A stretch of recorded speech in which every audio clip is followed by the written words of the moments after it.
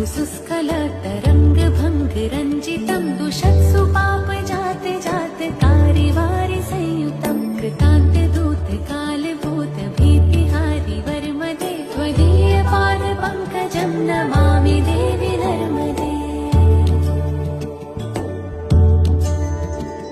त्वदम्बुलीन दीनमीन दिव्यसम्प्रदायकं कनो मनोदभारहारि सर्वतीर्थनायकं सुमत्स्य कच्छ नक्र चक्र चक्रवाक शर्मदे